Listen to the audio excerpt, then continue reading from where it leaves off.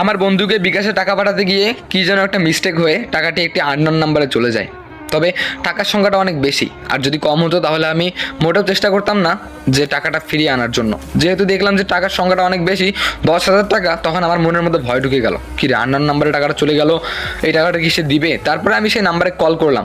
নাম্বারে কল করার সঙ্গে সঙ্গে সে রিসিভ করলো। তবে আমি বললাম যে আসসালামু আলাইকুম, আসলে আপনার নাম্বারে, বিকাশ নাম্বারে মানে মিস্টেক হয়ে 10,000 টাকা চলে গিয়েছে, আপনি যদি টাকাটা ফেরত দিতেন না অনেক খুশি হতাম। তখন দেখলাম যে কোনো সারা শব্দ আসতেছে না। আরে আজব তো, আমি কথা বলতেছি হ্যালো হ্যালো, কোনো সারা শব্দ নেই, আজব তো। তারপরে আমি ফোনটা কেটে দিলাম। তারপরে আরও 2-3টা নাম্বার দিয়ে ট্রাই করলাম, তবে সেম, ফোন ধরে কিন্তু কোনো কথা বলে না। আমি অবাক হয়ে গেলাম, কী রে ভাই, ফোন ফোন ধরলো কিন্তু কথা বলতেছে না কেন? তারপরে আমি আরও 5-6টা নাম্বার দিয়ে ট্রাই করলাম, তবে সেম প্রবলেম, ফোন ধরে কিন্তু কথা বলে না। তারপরে আমি বললাম যে দোস্ত দেখ, একটা মিস্টেক হয়ে গেছে, সেই জন্য আমার টাকাটা অন্য নাম্বারে চলে গেছে, প্লিজ তুই কিছু একটা কর। তখন আমার বন্ধু বললো দাঁড়া, নাম্বারটা আমাকে দে। তারপরে আমি আমার বন্ধুকে নাম্বারটা দিলাম। তারপরে আমার বন্ধু কী যে করলো, সেই নাম্বারের লোকেশনটা বের করে ফেললো, নাম্বারটা কোথা থেকে এসেছে। যখন আমি লোকেশনটা দেখলাম, তখন দেখলাম যে কুড়িগ্রাম ধল্লা ব্রিজের পাশে এই লোকেশনটা দেখাচ্ছে। তারপরে আমি আর বন্ধু ঠিক করলাম যে কালকে সকালে ওইখানে যাব, ওইখানে গিয়ে ভালো করে খোঁজ করলেই হয়তো বা বেরিয়ে আসবে। তারপরে সেই লোকটাকে ধরে অনেক শিক্ষা দিব, কারণ মানুষের তো ভুল হতেই পারে, সেই জন্য কি টাকাটা ফেরত দিবে না বলুন? তারপরে আমরা দুজন কালকে সকালে বেরিয়ে পড়লাম সেই জায়গার উদ্দেশ্যে। তারপরে চলে গেলাম কুড়িগ্রাম ধল্লা ব্রিজ। কুড়িগ্রাম ধল্লা ব্রিজে যাওয়ার পরে আমরা অনেক কষ্ট করে এই নাম্বারটা যে ভোটার আইডি কার্ড দিয়ে তোলা হয়েছে, সেই ভোটার আইডি কার্ড মানে সমস্ত ডিটেলস বের করলাম। তারপরে আমরা খোঁজ করতে শুরু করলাম। তবে এক পর্যায়ে আমরা ওটা পেয়ে গেলাম খোঁজটা। তবে এই লোকের নাম ছিল শামসুল, এই লোকের নাম শামসুল। তবে আমরা কয়েকজন লোককে জিজ্ঞেস করলাম যে আচ্ছা ভাই, এনার বাসা কোথায়? তখন সেই লোকগুলো দেখিয়ে দিল ওইদিকে। তারপরে আমরা কুড়িগ্রাম ধল্লা ব্রিজটা পার হয়ে কিছু তো সামনে গেলাম। সামনে যাওয়ার পরে একটা গলি গেল, সেই গলি দিয়ে ভিতরে যাওয়ার পরে সেই লোকটির বাসা পেয়ে গেলাম। তারপরে সেই লোকটির বাসায় ঢুকে আমি যখন জিজ্ঞেস করলাম যে আচ্ছা এই ভোটার আইডি কার্ডে মানে এই লোকটির বাসা কি এইটা?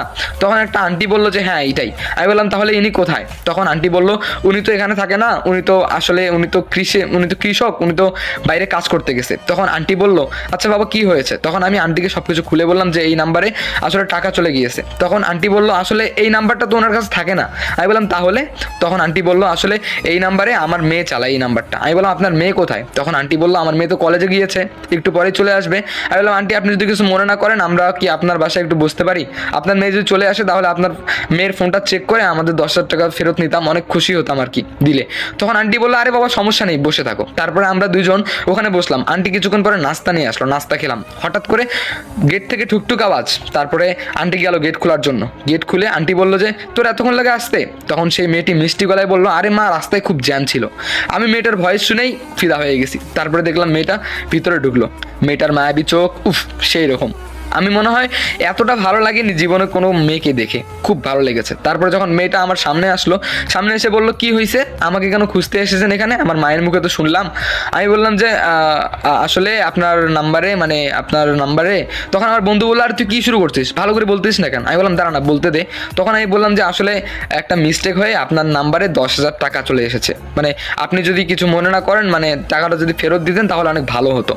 তখন মেয়েটা বললো টাকা চলে এসেছে, আচ্ছা দাঁড়ান আমি চেক করি। তারপরে মেয়েটা চেক করলো, চেক করে দেখলো যে হ্যাঁ 10,000 টাকা সত্যি এই নাম্বারে এসেছে। আর তারপরে আমি বললাম যে আচ্ছা আপনাকে যে আমি কল দিলাম, আপনি কল রিসিভ করতেছেন কিন্তু কোনো কথা বললেন না কেন?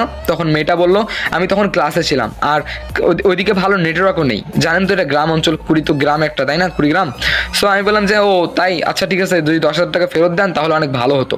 তখন আমার বন্ধু বললো হ্যাঁ আপনি যদি টাকাটা দেন তাহলে আমাদের অনেক ভালো হতো।